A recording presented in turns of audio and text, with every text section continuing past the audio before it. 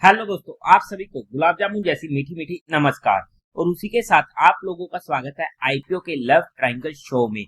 एक और main line IPO back to back offer होने वाला है Ecos India mobility and hospitality का, जहां पर फिर से एक इंटरेस्टिंग आईपीओ हमें देखने को मिल रहा है।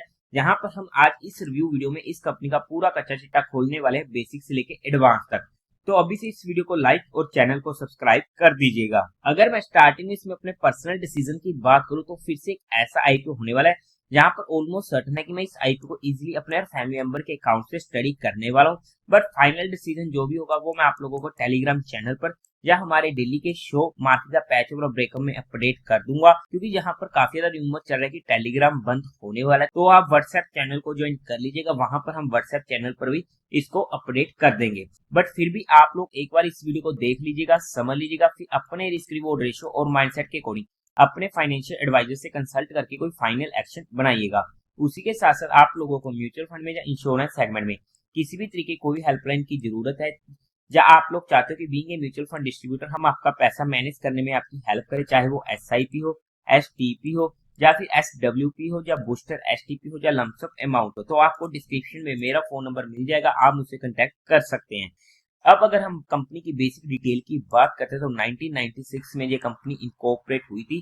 काम की बात करते हैं तो ये chauffeur driven car rental services provide करती है इंडिया में, और कंपनी का प्राइमरी बिजनेस होने वाला है to provide chauffeur car rental CCR यानी कि एंड एम्प्लॉय ट्रांसपोर्टेशन सर्विस यानी कि ईटीएस। कंपनी ऑफर करती है अपनी सर्विस टू कॉर्पोरेट क्लाइंट्स, यहाँ पर इंडिया की फॉर्च्यून 500 कंपनीज आ जाती हैं। काम वाइज बात करते हैं, कच्चा काम हमें यहाँ पर देखने को मिल रहा है।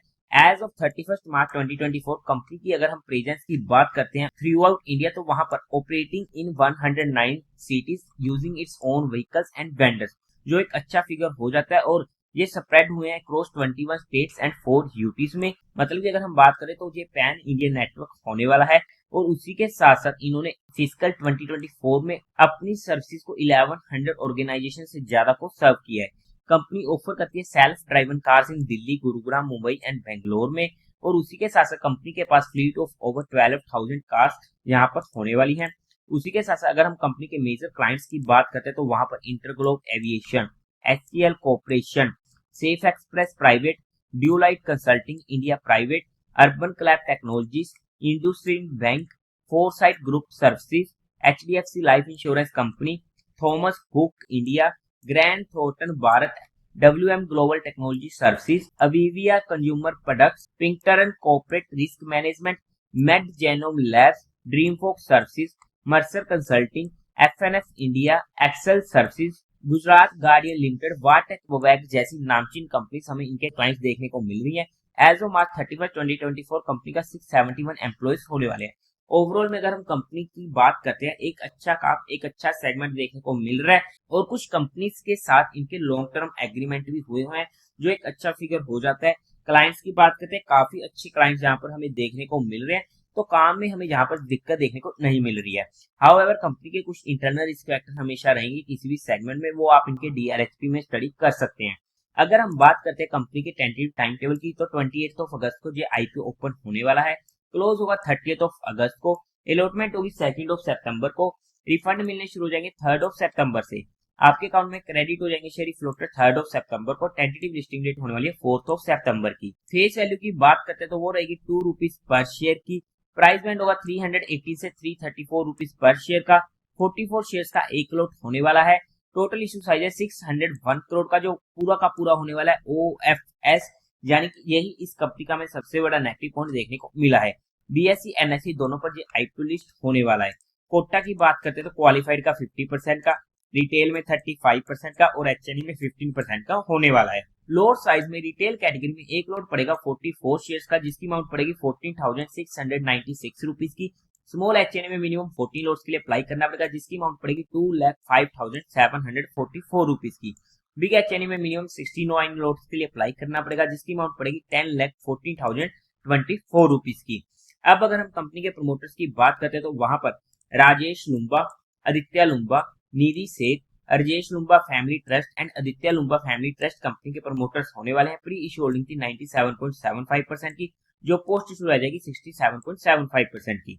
अब अगर हम कंपनी के मेन मुद्दे की बात करते हैं, यानी कंपनी के फाइनेंशियल की, तो वहां पर सबसे पहले टोटल असेट 2022 में थे 112 करोड़ के, जो इंक्रीज होते थे 2024 तक पहुंच चुका है 296 करोड़ के। अच्छी ग्रोइंग रेट होने वाली है। रेवेन्यू 2022 में था 151 करोड़ का, 2023 में 425 करोड़ का एंड 2024 में 568 करोड़ का। काफी अच्छी ग्रोइंग रेट है।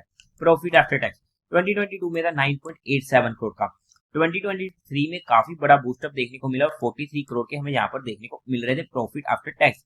2024 में 62 करोड़ का, फिर से जबरदस्त ग्रोइंग रेट होने वाली है। नेटवर्थ की बात करते हैं 177 करोड़ की, रिजर्व एंड सरप्लस में 165 करोड़ का एंड टोटल बोनस कमी 21 करोड़ की होने वाली है। ओवरऑल में अगर हम फाइनेंशियली देखते हैं तो काफी अच्छे फाइनेंशियल हमें यहाँ पर देखने को मिल रहे हैं।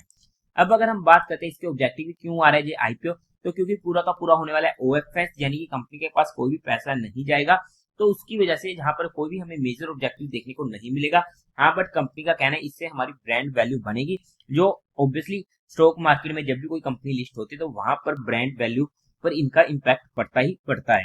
अब अगर हम बात करते हैं फंडामेंटल्स की, तो मार्केट कैपिटलाइजेशन है 2004 करोड़ की, आरओई 42% की जबरदस्त, आरओसी 42% की जबरदस्त, डेट टू इक्विटी रेशियो 0.12 का कंफर्टेबल है, रिटर्न ऑन नेटवर्थ 42% का जबरदस्त, प्राइस टू वैल्यू 11.3 की, प्रॉफिट आफ्टर टैक्स मार्जिन 11% का अच्छा है, ईपीएस प्री आईपीओ 10.42 की, पोस्ट आईपीओ 10.42 की, ओके है, P32 की, पोस्ट आईपीओ भी 32 की।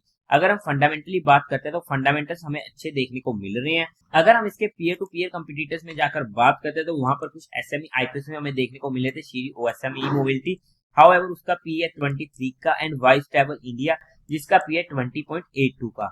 अगर हम इसके जीएमपी की बात करते हैं तो वहां पर इसका जीएमपी आज के टाइम पर 45% के करीब का हमें देखने को मिल रहा है। हाउएवर अगर हम इसकी वैल्यूएशन की बात करते हैं according to 2024 financial year data, इनके पीयर टू पीयर से बात करते हैं तो ऑब्वियसली वहां पर हमें थोड़ा सा महंगा देखने को मिल रहा है। बट अगर हम इनके फाइनेंशियल ईयर डाटा 2024 के अकॉर्डिंग बात करते हैं तो वहां पर आईपीओ ना ही सस्ता आ रहा है ना ही महंगा आ रहा है। बट हमने यहाँ पर सिर्फ कंपनी को education and learning perspective study किया है, किसी भी तरीके की कोई भी इन्वेस्टमेंट टिप या एडवाइस नहीं है। फिर भी आप लोगों को कोई भी काम करना हो या कोई भी एक्शन लेना हो तो एक बार अपने फाइनेंशियल एडवाइजर से कंसल्ट करके कीजिएगा। तो देवी और सज्जनों, उम्मीद है आप लोगों को ये वीडियो अच्छी लगी होगी, तो इस वीडियो को लाइक कीजिएगा, शेयर कीजिएगा और साथ ही साथ चैनल को सब्सक्राइब करें। हर हर महादेव।